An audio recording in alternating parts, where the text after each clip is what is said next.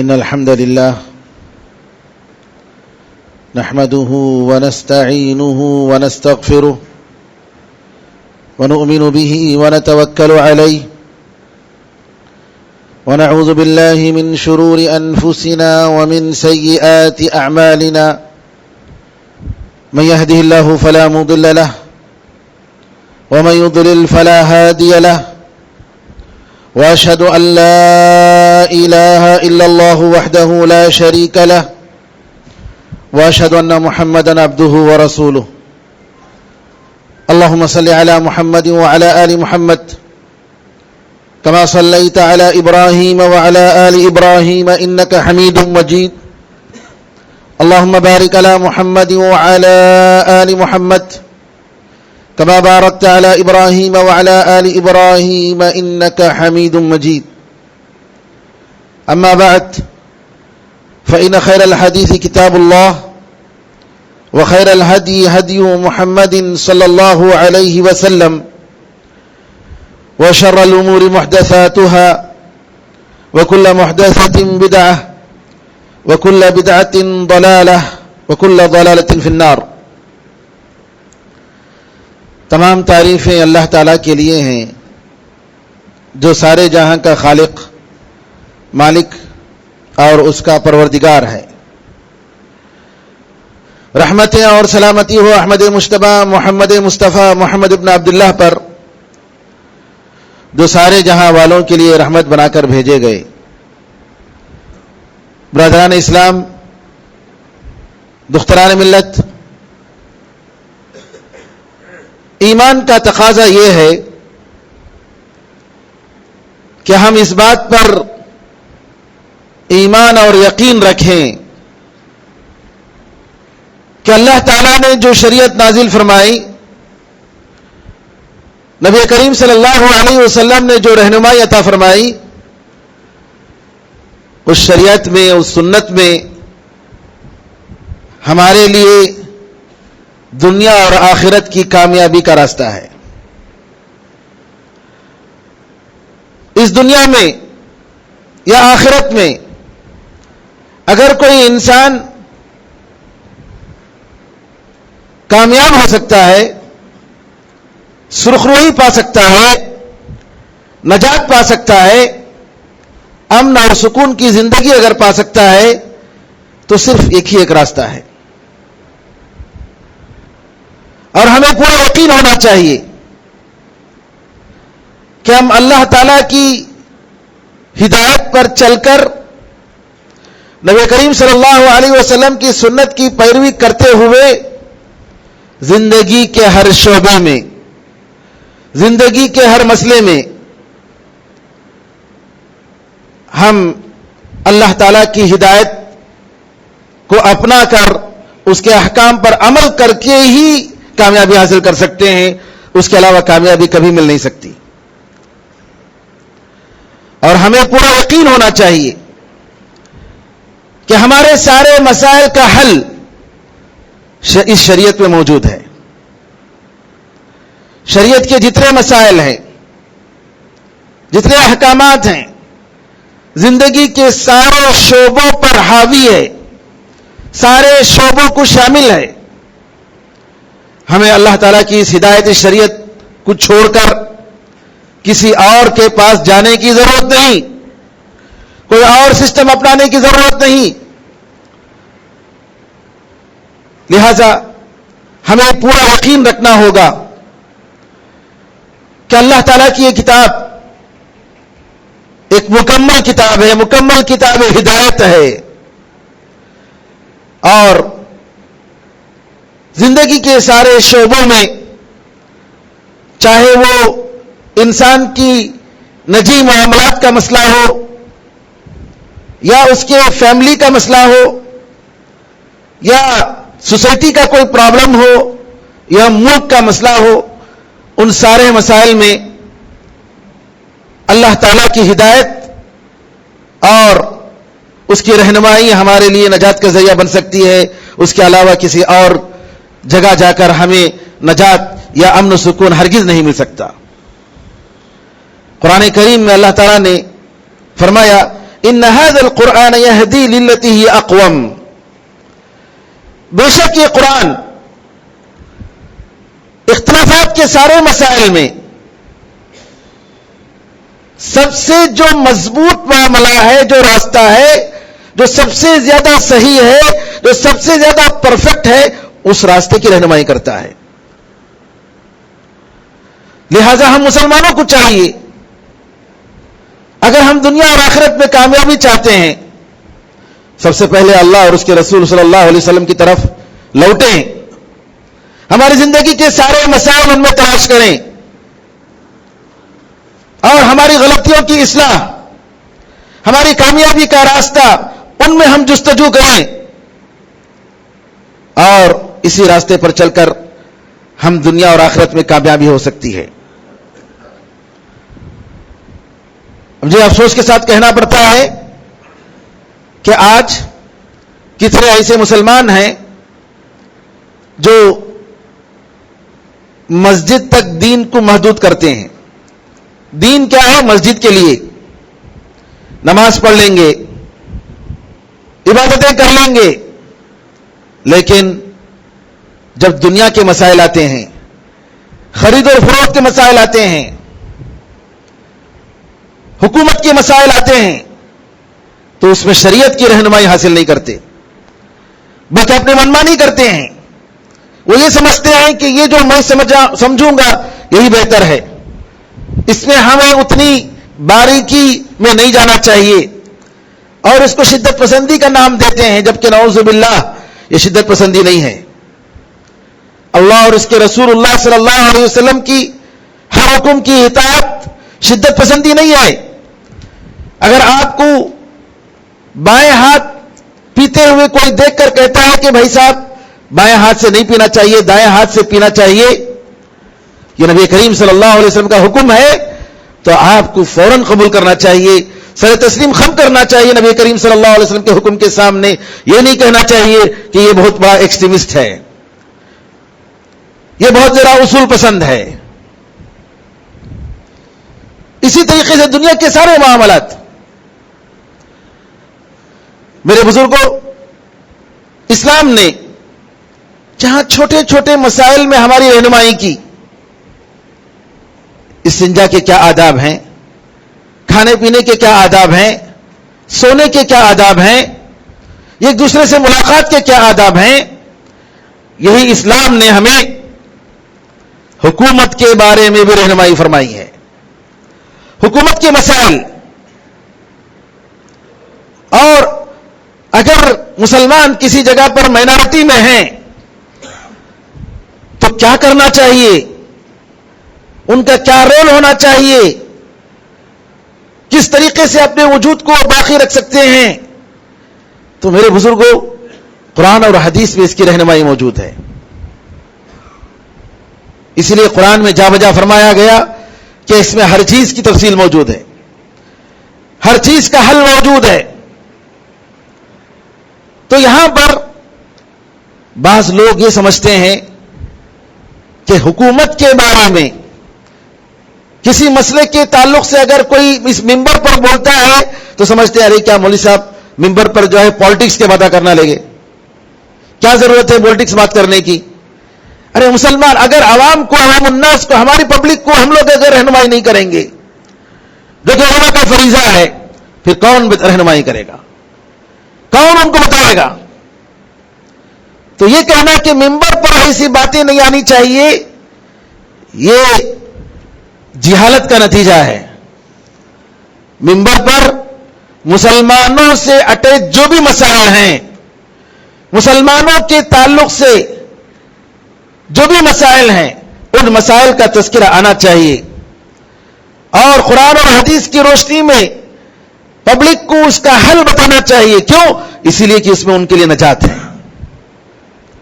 سب کے لیے نجات ہے، مسلم اور غیر مسلموں کے لیے نجات ہے. تو یہاں پر میں یہ بات بتانا چاہتا ہوں کہ یہ شریعت کے باہر کی چیز نہیں ہے، یہ شریعت کا ایک حصہ ہے. سیاست، اور سیاست میں جو رہنمائی قرآن اور حدیث نے جو دی ہے، صحابہ رضی اللہ اجمعین نے جو ہمیں بتایا ہے شریعت کا ایک حصہ ہے. بعض لوگ جو ہیں ان کے پورے خطبے پولیٹکس ہوتے ہیں، میں اس کا قائل نہیں ہوں. اور اسلام کا مطلب یہ نہیں کہ دین پورے کا پورا پولیٹکس ہے. پولیٹک اور سیاست دین کا ایک حصہ ہے، وہ منزل اور مقصود نہیں ہے. وہ ہمارا مطلوب پورا مطلوب ہے، وہ کامل نہیں ہے. جی ہاں، بعض لوگ یہ سمجھتے ہیں کہ سب وہی ہے ہمارے پاس. نہیں، ہمارے پاس اس سے بہت چیزیں ہیں. بہرحال میں یہ بتانا چاہتا ہوں کہ ایسے مسائل کا تذکرہ کرنا ممبر پر یہ شریعت کے خلاف نہیں ہے، بلکہ شریعت کا ایک حصہ ہے. جب تک ہم حدود میں رہ کر، شریعت کے حدود میں رہ کر قرآن اور حدیث کی روشنی میں بتائیں گے تب تک یہ شریعت کا ایک حصہ ہے، شریعت سے باہر نہیں ہے. دوسری بات، اس ملک میں ہم مسلمان کم ہیں، ہماری غلطیوں کی وجہ سے کم ہیں، کیونکہ ہم نے دعوت کا کام نہیں کیا، غیروں کو ہم نے حق نہیں بتایا، رسول اللہ صلی اللہ علیہ وسلم کی تعلیمات پر ہم نے عمل نہیں کی، دوسروں کے سامنے ہم نمونہ بن کر نہیں آئے، اور اس ملک کے لوگوں نے دوسروں کو اپنا نمونہ سمجھا. ہماری غلطی کی وجہ سے ہم کم ہیں، ورنہ جہاں بھی دیکھیں اسلام نے حکومت کی تو وہاں کی اکثریت اسلام میں بدل گئی. لیکن مائنارٹیز رہتے ہوئے ہمیں کیا کرنا چاہیے؟ سب سے پہلی بات، ہمارا مسئلہ ہم ہی حل کر سکتے ہیں. آسمان سے کوئی فرشتہ آ کر حل نہیں کرے گا. اللہ کی مدد آئے گی، کب آئے گی؟ ان تنصر اللہ ینصرکم ویثبت اقدامکم. تم اللہ تعالیٰ کی مدد، یعنی اللہ کی مدد سے مراد اللہ تعالیٰ کے دین کی مدد اگر تم کرو گے، اللہ تعالیٰ تمہاری مدد کرے گا اور تمہارے قدموں کو مضبوط کرے گا. اگر تمہیں فکر نہیں ہے اللہ تعالیٰ کے دین کی، اصلاح کی، نیکی کا حکم دینا اور برائی سے روکنے کی، تمہاری ذمہ داریوں کی تمہیں فکر نہیں ہے، تو کیا ہوگا؟ تمہاری حالت ختم ہو جائے گی، تمہارا نام و نشان مٹ جائے گا. جیسا آپ دیکھ رہے ہیں جہاں جہاں مسلمان جی ملک ملک کے ٹھوکر کھا رہے ہیں، کیسی امتوں پر نعوذ باللہ ظلم کے پہاڑ توڑے جا رہے ہیں، کیسے ان کے گھروں کو جلایا جا رہا ہے. یہ سب عبرت ہے، یہ سب نصیحت ہے. آپ یہ مت سمجھو کہ ہم امن سے ہیں. آپ کے خلاف بھی سازشیں ہو رہی ہیں، پلاننگیں ہو رہی ہیں. اس امن کو جی دہشت گردی میں بدلنے کی پوری سازش ہو رہی ہے، پلاننگیں ہو رہی ہیں. اگر آپ یہ سمجھ رہے ہیں کہ نہیں ہم آرام سے ہیں، یہ نہیں یہاں نہیں ہوگا، یہ آپ کی غلط فہمی ہے. اگر آپ اور ہم ہندوستان کے اگر مسلمان چوکنا نہیں ہوئے اور اس ملک کو بچانے کے لیے انہوں نے کوشش نہیں کی، محنت نہیں کی، آپس میں ایک ساتھ جڑ نہیں گئے، اتفاق اور اتحاد کا انہوں نے مظاہرہ نہیں کیا، ان کی ذمہ داری کو انہوں نے اگر نہیں سمجھا، تو آنے والا کل میرے بزرگوں اس سے بدترین کل ہوگا. آپ دیکھتے جائیں گے کس طریقے سے ملک کے حالات تیزی سے بدلتے جا رہے ہیں. طلاق ثلاثہ کے مسائل، مسجدوں میں وہ ہارن والے جو ساؤنڈ اسپیکر ہیں وہ اسپیکر نہیں ہونا چاہیے. مسائل آپ دیکھ رہے ہوں گے میڈیا میں کیا کیا ہو رہا ہے. جی کس قسم سے مسلمانوں کے دائرے کو تنگ کیا جا رہا ہے. لوگوں کے پاس، دوسروں کے پاس ایشوز نہیں ہے، بہت ہیں، لیکن میڈیا چونکہ خریدی ہوئی ہے اور ایک خاص ایجنڈے کے تحت کام ہو رہا ہے. مسلمانوں کو بانٹو، مسلمانوں کو ٹکڑا کرو، مسلمانوں کو کمزور کرو، ان کے اقتصاد کو مارو، ان کی قوت کو ختم کرو، ان کے درمیان آپس میں الجھے مسائل کو پیدا کرو تاکہ آپس میں ہمیشہ الجھتے رہیں. میرے بزرگوں، یہاں یہ سمجھنے کی ضرورت ہے ہمارا مسئلہ ہمارے وجود کا مسئلہ ہمیں سمجھنے کے لیے ہمیں کھڑنا پڑے گا، ہمیں محنت کرنی پڑے گی۔ خدا نے آج تک اس قوم کی حالت نہیں بدلی، نہ ہو جس کو خیال آپ اپنی حالت کے بدلنے کا۔ ہمارے دل میں خیال آنا چاہیے، ہمارے مردوں اور عورتوں میں شعور آنا چاہیے، ہمارے نوجوانوں میں احساس آنا چاہیے۔ کیسا احساس؟ کہ ہمارے پاس جو امانت ہے، اللہ تعالیٰ نے ہمیں جو خزانہ دیا ہے، یہ دنیا کے سارے خزانوں سے بہتر ہے۔ یہ امن و سلامتی کا پیغام، یہ اسلام کا پیغام، عدل و انصاف کا پیغام، اس پیغام کو ہر گھر میں جانا چاہیے۔ ہمارا ہر پڑوسی اور ہمارے ساتھ اس ملک میں رہنے والا ہر باشندہ اس سے مشرف ہونا چاہیے۔ اس کے ہر مسلمان کے دل میں یہ جذبہ ہونا چاہیے، طلب ہونی چاہیے، محنت ہونی چاہیے، نیکی کا حکم دینا، برائی سے روکنا، عدل و انصاف قائم کرنا، چاہے مسلم ہو چاہے غیر مسلم ہو، اس کو انصاف ملنا چاہیے، اس کے رائٹس ملنا چاہیے، اور کسی کو کسی دین کی وجہ سے، کسی زبان کی وجہ سے، کسی خاندان کی وجہ سے کسی پر ظلم نہیں ہونا چاہیے۔ یہ مشن اور یہ پیغام لے کر ہم مسلمانوں کو نکلنے کی ضرورت ہے۔ اور میرے بزرگوں، آپ حضرات جانتے ہیں کہ الیکشن قریب ہے، لیکن اور یہ الیکشن کئی چیلنجز کو لے کر آ رہا ہے۔ ایسی صورت میں ہم مسلمانوں کا کیا موقف ہونا چاہیے؟ قرآن و حدیث کی روشنی میں ہمیں کیا گائیڈ لائنس ہونا چاہیے؟ سب سے پہلی بات،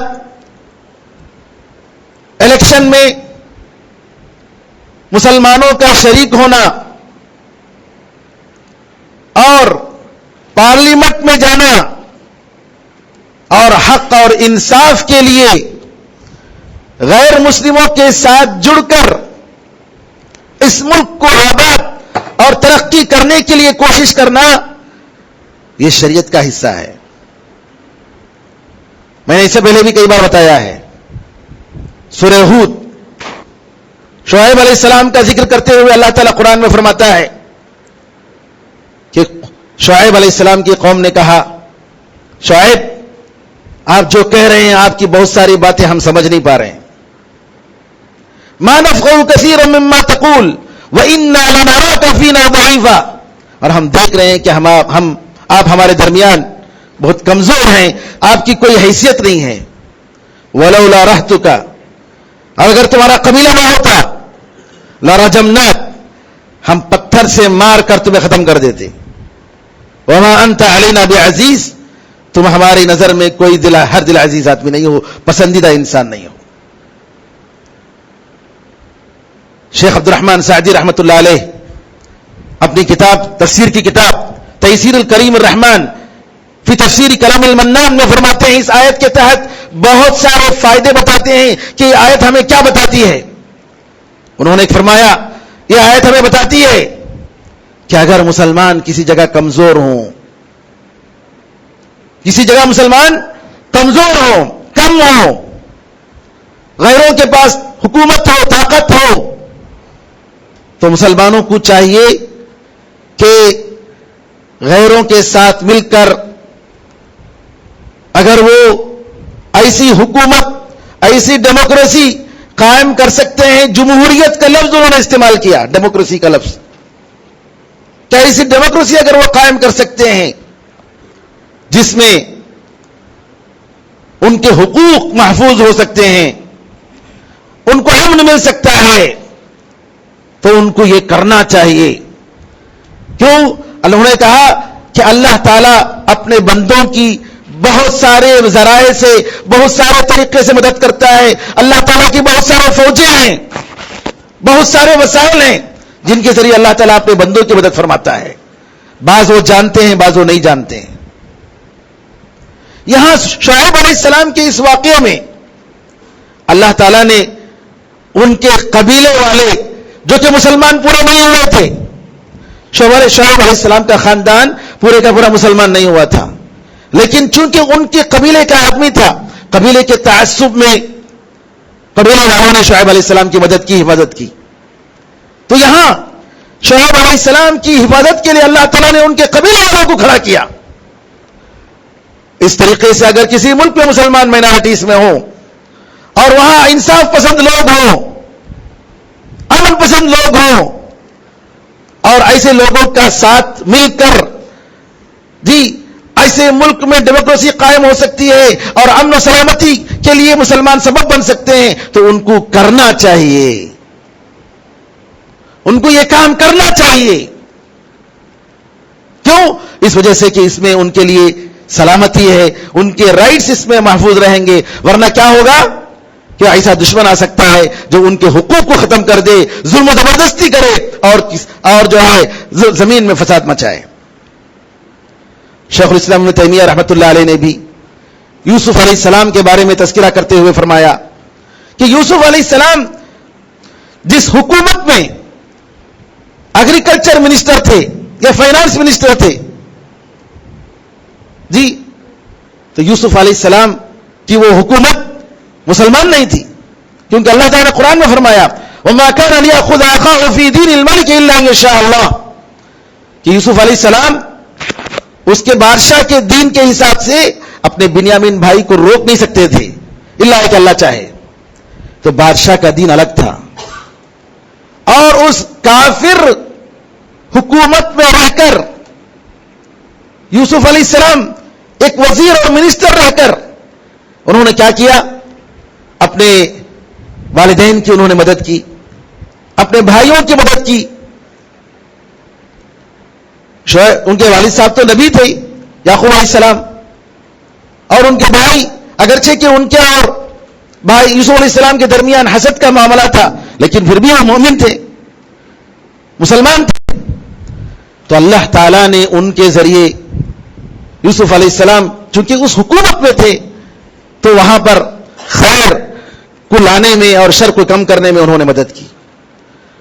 تو میرے بزرگوں، تو یہ شریعت سے باہر چیز نہیں ہے، بلکہ یہ شریعت کا حصہ ہے، بلکہ ہمارا فرض بنتا ہے کہ جب ہمارے وجود کا مسئلہ آتا ہے، آج سیاست ایک قوت ہے، ایک طاقت ہے، تو ہمارا فرض بنتا ہے کہ ہم سب مل کر، ہم سارے کے سارے مسلمان مل کر ایسے لوگوں کو ہمارا ووٹ دیں جو اس ملک کو آباد کر سکتے ہیں، اس ملک کو تقسیم نہیں کرتے بلکہ اس ملک کو ترقی میں اور انسانیت کی حفاظت میں کوشش کرتے ہیں. پھر اس کے بعد الیکشن کے تعلق سے یہ بات معلوم ہونی چاہیے کہ جب آپ کے ووٹ سے نااہل لوگوں کی حکومت آ سکتی ہے، اگر آپ ووٹ نہیں دے رہے ہیں یا غلط استعمال کر رہے ہیں تو اس کی وجہ سے ظالم اگر آ سکتا ہے، تو میرے بزرگوں یہ بات یاد رکھنے کی ضرورت ہے کہ ہم میں سے ہر ایک کو ووٹ دینا چاہیے، ہر ایک کو ووٹ دینا چاہیے. اور یہاں بعض کم علم لوگوں کی جو بات ہے کہ ہم نوٹا میں جا کر ہم ووٹ دیں گے، کیونکہ ہماری نظر میں کوئی اس قابل ہے کہ اس کو ووٹ دیا جائے، یہ بےوقوفی ہے.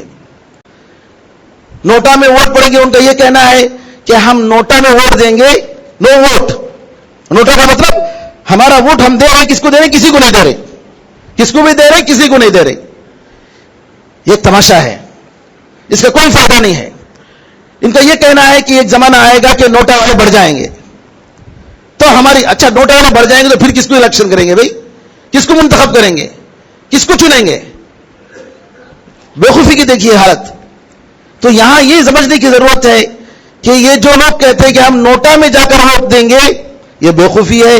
بلکہ آپ جس کو سمجھتے ہیں، ہونا تو یہ چاہیے کہ سارے مسلمان ایک زبان میں ہو کر ایسے لوگوں کو حکومت میں لانے کی کوشش کریں جو ملک کے لیے، انسانیت کے لیے زیادہ مفید ہے اور زیادہ فائدہ مند ہے.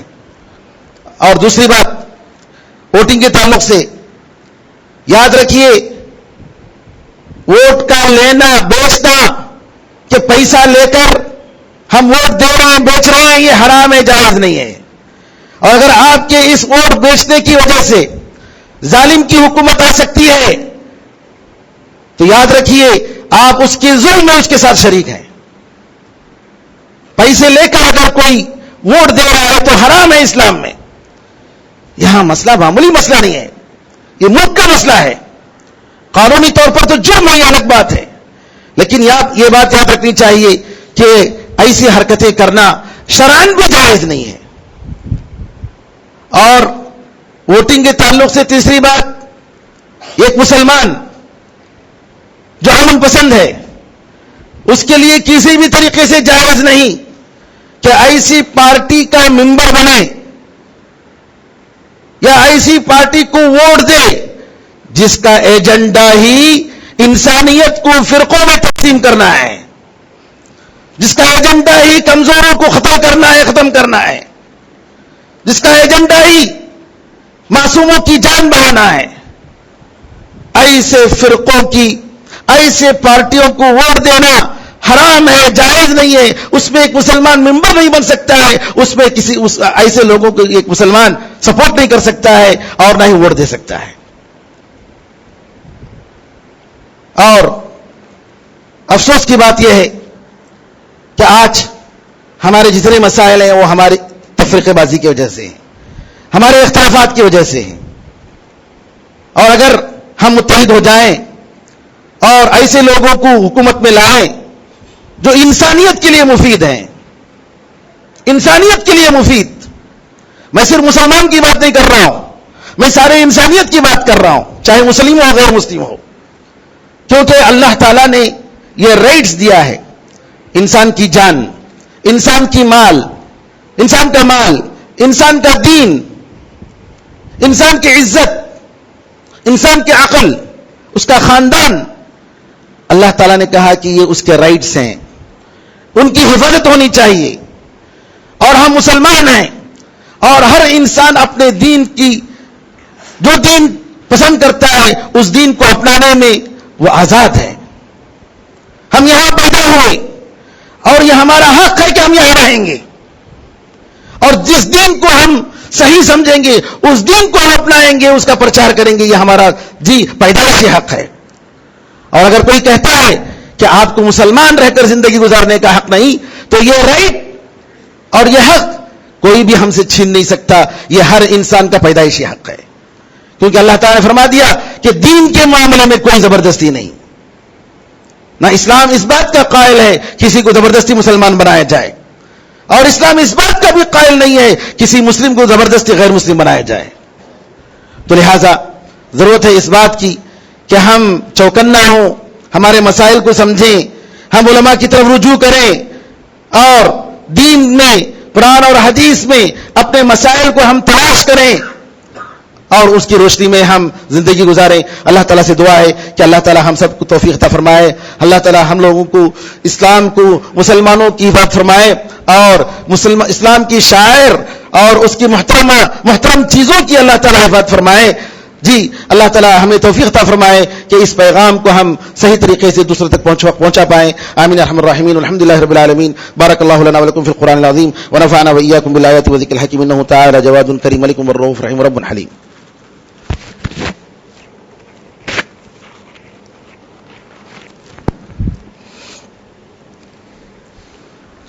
إن الحمد لله نحمده ونستعينه ونستغفره ونؤمن به ونتوكل عليه ونعوذ بالله من شرور أنفسنا ومن سيئات أعمالنا. من يهده الله فلا مضل له ومن يضلل فلا هادي له, وأشهد أن لا إله إلا الله وحده لا شريك له, وأشهد أن محمدا عبده ورسوله. اللهم صل على محمد وعلى آل محمد كما صليت على إبراهيم وعلى آل إبراهيم إنك حميد مجيد. اللهم بارك على محمد وعلى آل محمد كما باركت على إبراهيم وعلى آل إبراهيم إنك حميد مجيد. وصل على جميع الأنبياء والمرسلين والملائكة المقربين والخلفاء الراشدين وعلى جميع الصحابة أجمعين ومن تبعهم بإحسان إلى يوم الدين. اللهم اعز الاسلام والمسلمين, اللهم انصر الاسلام والمسلمين, اللهم انصر من نصر الدين. عباد الله رحمكم الله, ان الله يأمر بالعدل والإحسان وإيتاء ذي القربى وينهى عن الفحشاء والمنكر والبغي يعظكم لعلكم تذكرون. فاذكروا الله يذكركم وادعوه يستجب لكم ولذكر الله أعلى وأولى وأعز وجل وأهم وأتم وأكبر.